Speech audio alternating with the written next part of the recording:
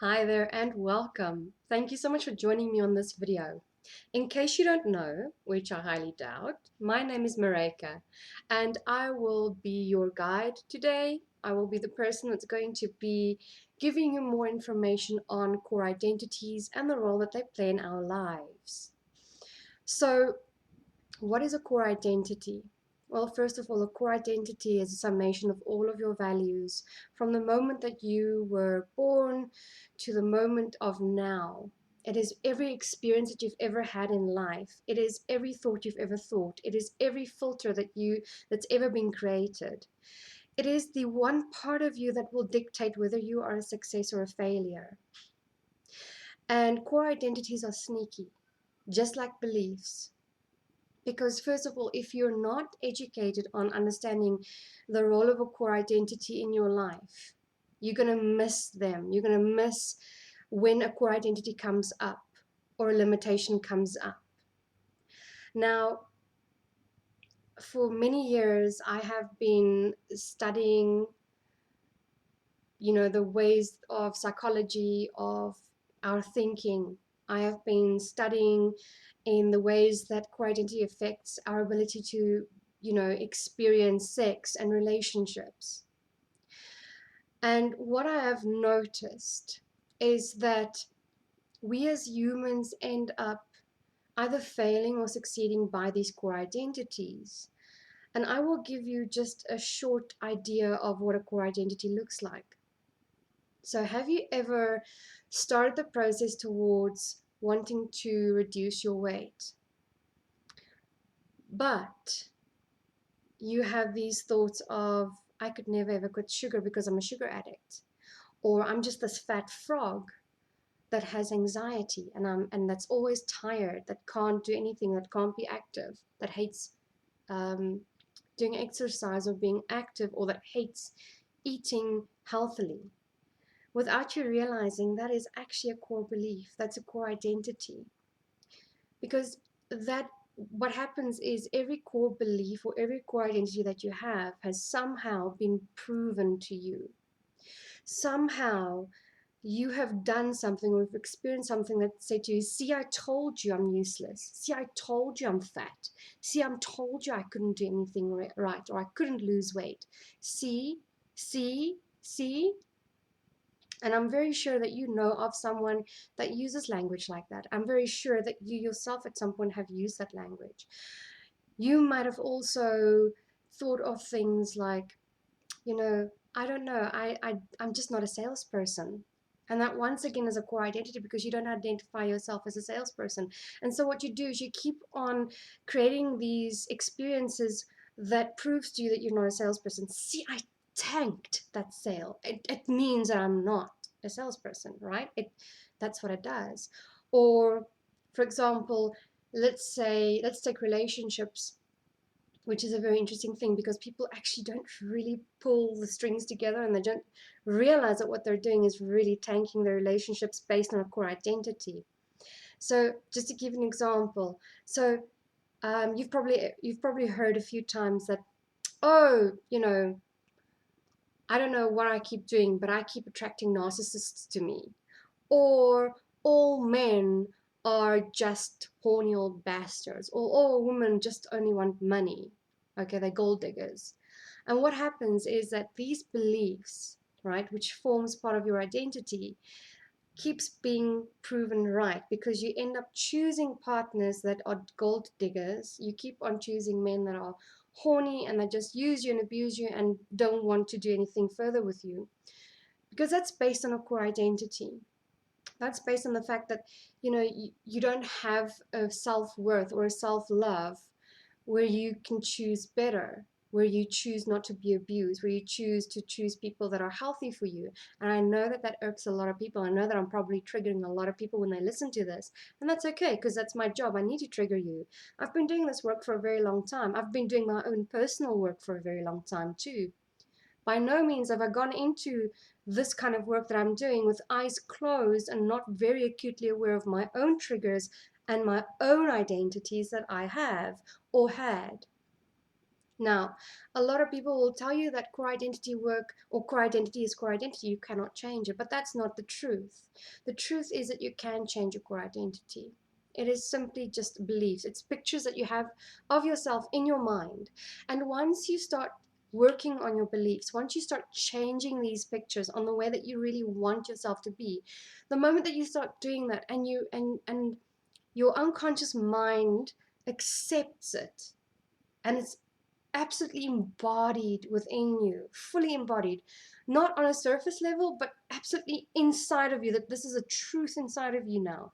Your brain will create a new picture in your mind about a certain situation, and your brain will then start creating situations, or it will change your thoughts so that it changes your behavior, so that you change your reality. Okay, that's how it works. Whatever you're going to be doing, whatever you have in here, whatever you see of yourself in here in your mind, right?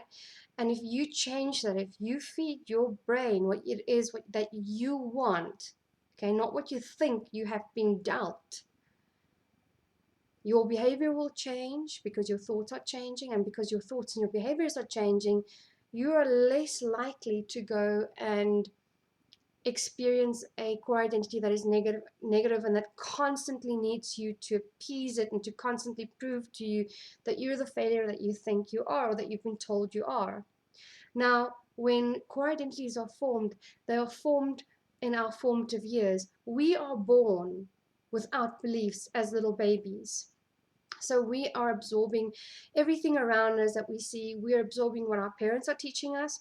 We're absorbing what the TV is teaching us. We're absorbing what we're experiencing with other people when we interact with them. And this is why a lot of people that go through sexual abuse from a very, very young age have a very distorted view of themselves. They were very likely, the thought patterns that they have is that they need to prove to the world that they're worthy and deserving of being here. Now, this is not just sexual abuse. This is in general abuse as well.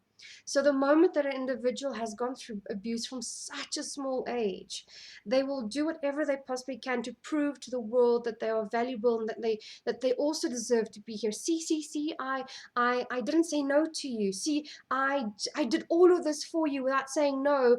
And am I now good enough to be loved? Are you now seeing that I'm valuable? Because they don't see their own value. So they need other people to constantly validate them based on the fact that they think that they're only good enough to be used and abused and to be thrown away. And so nobody wants to be thrown away. Nobody wants to be used and abused and thrown away. Nobody wants to be rejected.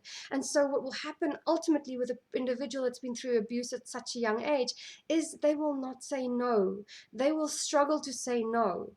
And if then they will find different ways of saying no to protect them. And it might not come through as a verbal no, I don't want to do this, or no.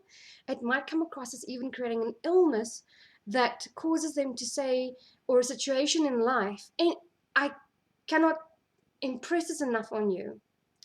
They will create an avoidance pattern in their life, whether it being through avoidance, whether it being through some form of of tremendous physical pain, so that they do not have to say no, so that they're not put in a situation where they are forced into something that they don't want to be forced into. And that's just a couple of the patterns that shows up. There's many more to this, and it's way more complicated than what I'm explaining to you right now, and than what I have time for right now. It is a very deep concept, a very deep experience for people to go through this. It is incredibly deep. Now, core identities don't always go easy. And the reason is it's in the name. It's a core identity. It is how you identify yourself. And people identify with their illnesses. People even identify with their failures. And it's a very difficult thing for them to let go, to even go, wow, I can be more than just an illness. Wow, I am not my wounding. Wow, I am not this failure. Wow, I'm not my business. Wow, I'm not just a mother or a woman or a man that needs to be used and abused and then thrown away, or any of those things, right? So and that's what is so important for you to understand. And I know it's difficult to hear, that you have been creating these experiences. Now, how does this apply to business? Okay, first of all, I have been there countless times myself. And when I talk about this stuff, I've researched it deeply, and not just researched it. I also started applying these methods in my own life to see if this was actually really true or valid. And I can honestly tell you that I live what I'm preaching. I live every single day. I have a progress, a process. Sorry, every single day I have a process. Every single day I have a process. And this process is what has helped me to combat hating my business. It has helped me to combat hating my clients, because at one point I was hating my work. I was hating what I was doing. I got so burned out, and I identified as a person that's always tired and that would never ever get out of bed and that can't run a proper business. And upon further research, upon digging into myself and doing my own process, I realized why. I realized that I had such a big failure identity. I had such a big failure core identity within myself, right? This identity of I'm useless. I will never amount to anything. And this was stuff that was said to me when I was a kid. This was stuff that was said to me. I remember distinctly a family member saying, "You're so pretty. You're lucky you're pretty because you're never going to amount to anything." I know, right? And it created this terrible identity. I didn't want to be pretty. I gained weight as a result because I didn't want to be pretty. I didn't want to catch attention from people. Okay, I created all these health issues because it was stopping me from getting hurt, first of all, from being judged the way that I was judged. Thirdly, from um, you know, failing, because if I'm not succeeding and I'm not failing, I'm technically speaking not failing. Does that make sense? It's such a freaking mess that happens there. And I had these terrible core identities of I'm not good at relationships. Terrible core identities. And as a result, I kept choosing partners that were so bad for me. Or if I did choose a partner and it was an amazing person, I would sabotage the relationship. I would find the most insane ways to sabotage my relationship because I fully believed that I should not be alive. I should not be here. I am not worthy or deserving of anything good in my life. So the moment money would come in, or the moment that I would get a guy in my life that was so amazing, or friends in my life that were amazing, I would sabotage those relationships like that. Because I had this terrible core identity inside of myself that I should not, I'm actually just an oxygen thief. I shouldn't be here. I shouldn't be alive. Like, anything that I do or say is not worthy. It's not valuable. Like, nothing I say or do is good. And I had these terrible beliefs that my communication was lacking, and that anytime I spoke to people, I would offend people. Like, I thought my entire existence was an offense. It was an offense, It was like I offended people just being on this planet, and that was really what was happening in my core identity, and it was terrible. But the moment that I started healing all of that wounding, the moment that I started addressing the core identities and the way that I saw myself and the way that I felt about things, it started shifting. It started changing. And so I live this deeply on a daily basis now, whereas previously I didn't. And it is important that you create this discipline within yourself when you create a process for yourself to start healing your core identities, because there's so many of them. It's a conglomeration of all of the ways that you see yourself in your mind's eye. And what's interesting is that, your brain would, I've told you this before, but I'm going to say this again. Whatever your brain sees inside of you, it will make damn freaking sure that you live up to that. It will make very sure that you will create these situations that says to you, see, I told you, I told you you should be dead. I told you you're useless. I told you that you're fat and ugly and you're a frog, or you're this anxious wreck that can't do anything right. See, I told you. I told you that you're your phobia. I told you that you're your disease. I told you that you're your illness. I have worked with so many men and women that have contracted STDs, for example, and it creates a terrible core identity that they have there around themselves. And once they release it, they heal faster and other things fall into place in their lives. Now, many times, and this has happened to me as well, is I have spent massive money, big, huge, freaking, I cannot, whew, yeah, a lot of money. First of all, on business coaches, because I kept running a feast and famine cycle.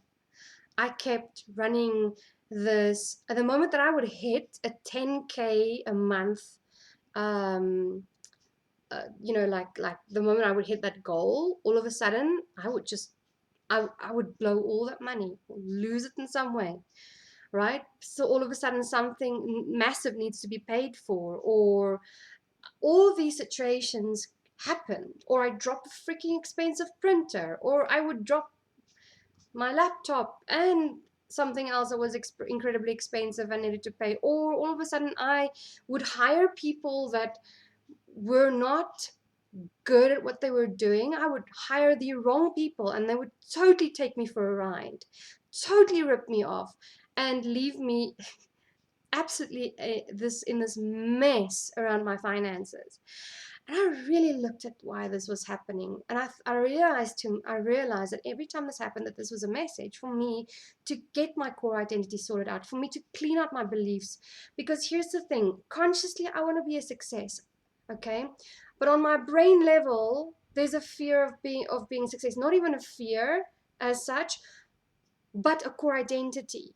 Okay, because there's a difference between a fear and a core identity in that, okay, let me try and explain that to you. Your core identity is the way that you see yourself, right? And a fear of success is a core identity.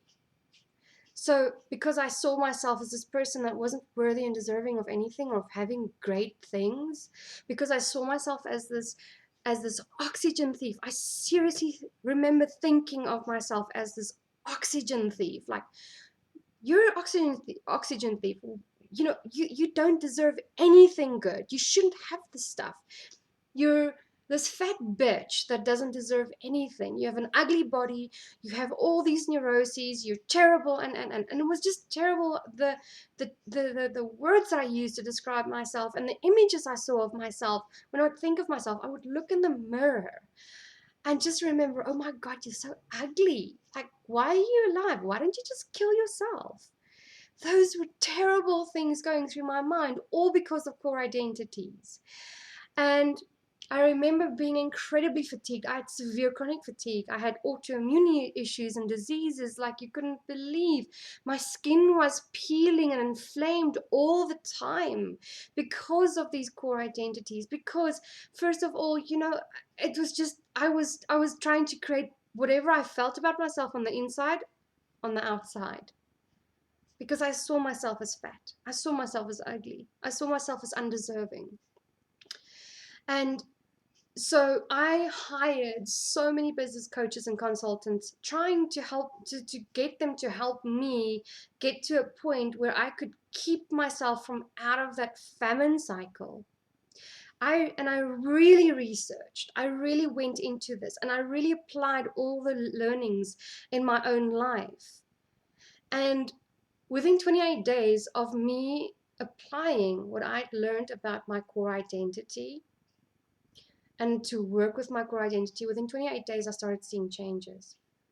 Not every single day, because you know what? There's so many stuff that you got to work with, right? But I patiently, diligently created a habit of every single day spending that time creating a new core identity of the way that I wanted to be, the way of what I you know, of a new life, the life I was actually meant to have. because we're not really meant to just survive, we're meant to thrive. Survival means barely getting by. I really dislike using the word survival. I really do. I don't like it because ultimately we're created to thrive, and I want to thrive. I want you to thrive. I want everyone to thrive because that's actually what we should be doing. We should actually be thriving. I remember as I was hiring these incredibly pricey business coaches, I paid $1,400 for literally 30 minutes, 10 minutes a week with 3 times a month with one business coach. And I sat there looking at how the others were making money, and I was chastising myself and thinking, but why am I not making money? Why am I not succeeding? What's wrong with me? Again, what's wrong with me? What that is again, because what happens when you ask yourself that question of what's wrong with me? Yeah, think, think, think, think, think. All of a sudden, every single negative core identity that you have about yourself pops up loud and clear in your face, and it goes like that. Stick to the hand.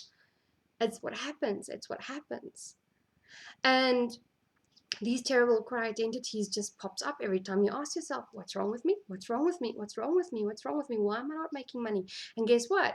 Your brain's going to go, well, I'll tell you why you're not making money, because you're useless. You're an oxygen thief.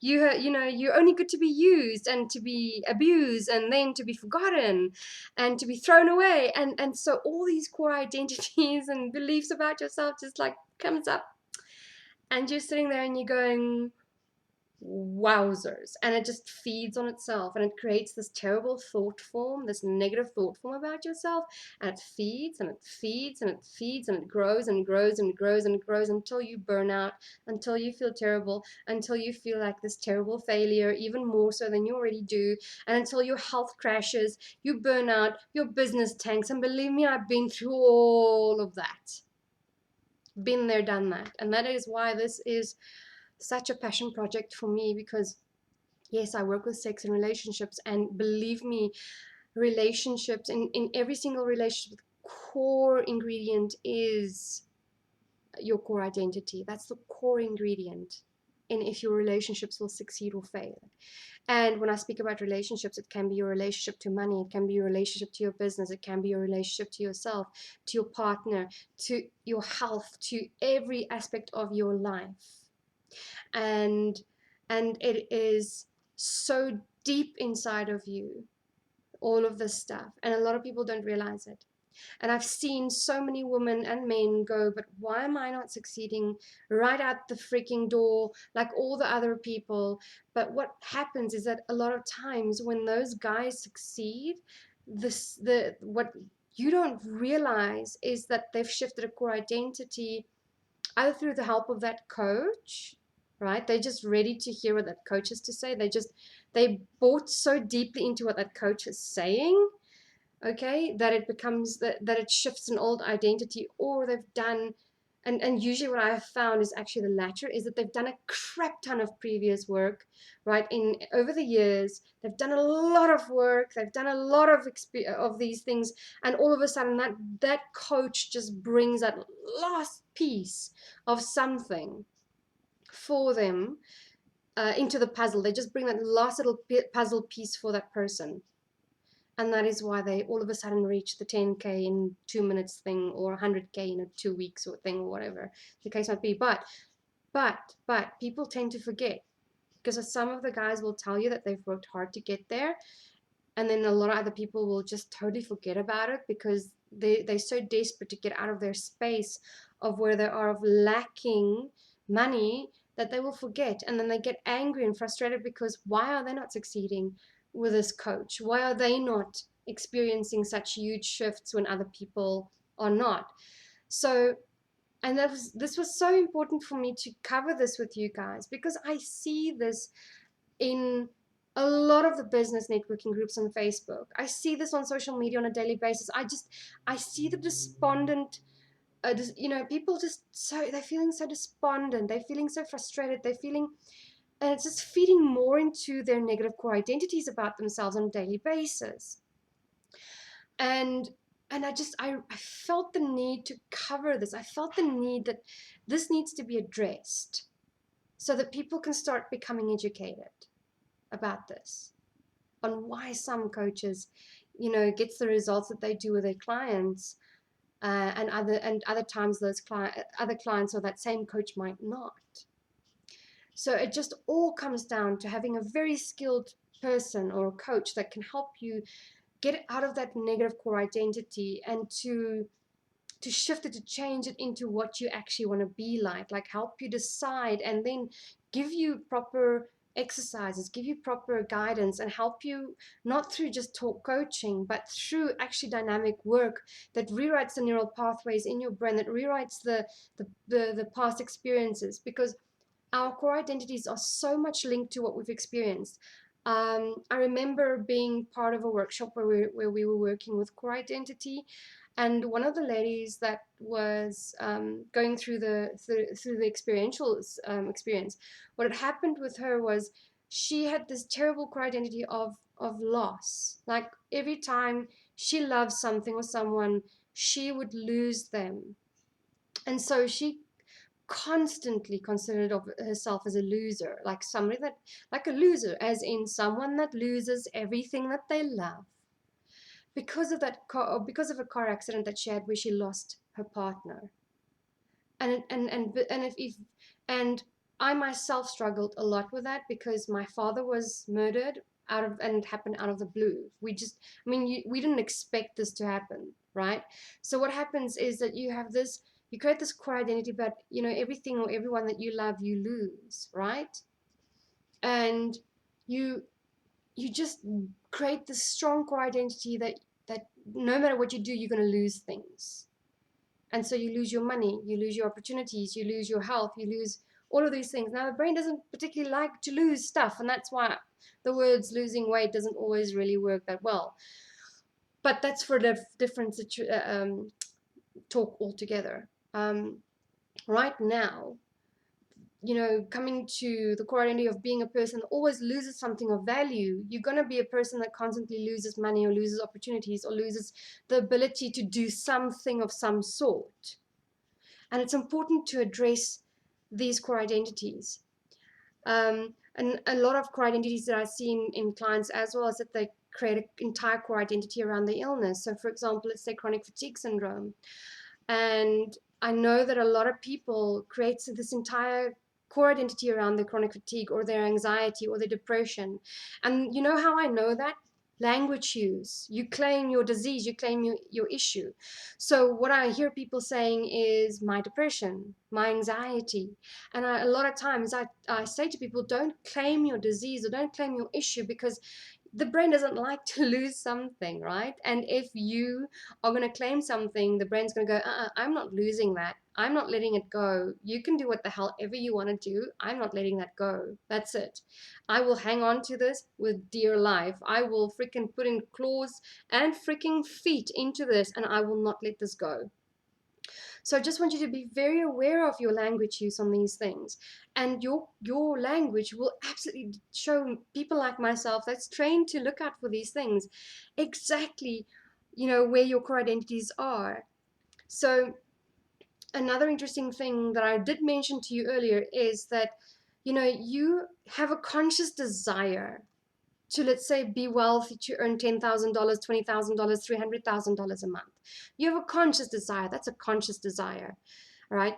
But in your brain, right, that because of your core identity, whatever your core identity is, it's going to create a conflict, and that's why you will either end up getting ill, avoidance patterns again coming up, or so you'll choose somebody in your life that's going to show you that this is not possible, or show you that you're not worthy and deserving, or prove you wrong, you right, that people are not trustworthy or people are bad.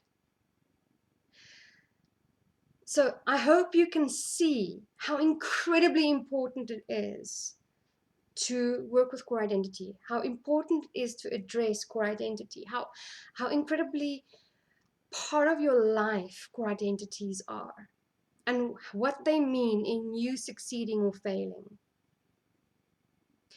If you have any questions that you want to ask me about core identities, I know that this is a video that I created, a pre-recorded video. Something else came up, so I couldn't do the live for tonight.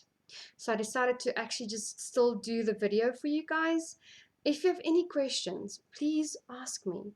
And you're welcome to tell me what you've taken from this training, what you've taken from this video. I really look forward to hearing from you guys, and thank you so much for giving me your time and for listening and for spending this time with me, even though it wasn't live. I will hopefully get a few more Facebook Lives out there where you can interact with me, um, freely. But if there's any questions, please feel free to message me. Please feel free to just ask questions, and I will do my very best to answer them to you. I might do a Facebook Live video on answering them, or just pre-record a video for you, to explain to you your questions. Anyway, thank you so much again, and I really appreciate this. It was so much fun to create this video. I have lots of fun when I talk about these things. It's so much fun. This is what makes my heart so happy and excites me to share with you this knowledge and to, bring people out of the dark. So thank you again, and I hope that you have a wonderful morning or afternoon or evening or night, wherever you might be now. And I hope that you learned something valuable. I hope that you have taken something from this today. That is just my biggest wish, is that you take something valuable from this. So may you be blessed. Take care of yourself, and we'll speak soon. Bye for now.